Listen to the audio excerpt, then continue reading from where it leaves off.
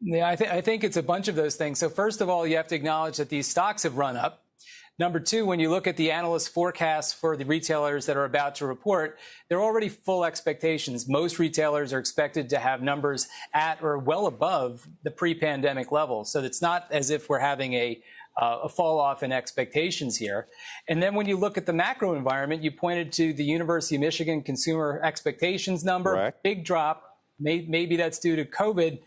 But you also have the ending of forbearance. You have the ending of about $3 trillion of annualized transfer payments that's going to start to work its way in. And don't forget, you've got lots of shortages and higher prices, too, which are really making it difficult for consumers to spend, too. So high expectations, maybe some changing in the macro environment.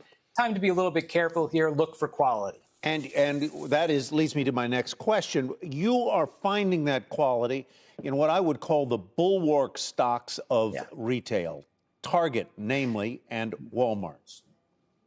Sure. You know, if you go back and you look at retail over the last couple of decades, it's been a very difficult slog for many retailers. Lots of them have gone away. Names like Sears, names like Kmart.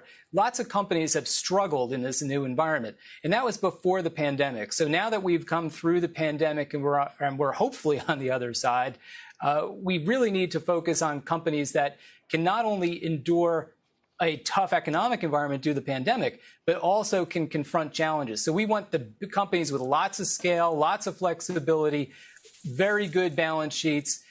And we think that Target and Walmart are the way to go there. Where does Costco fit in this equation?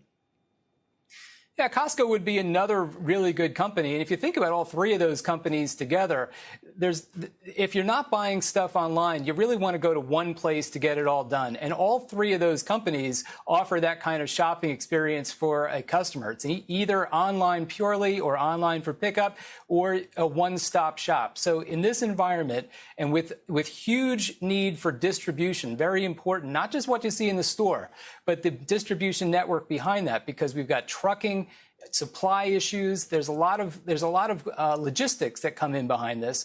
And if you can't compete with scale, you're in trouble. So those three, Target, Walmart, and as you named it, Costco, those would be the three that we would identify as really the winners take all in this new retail environment.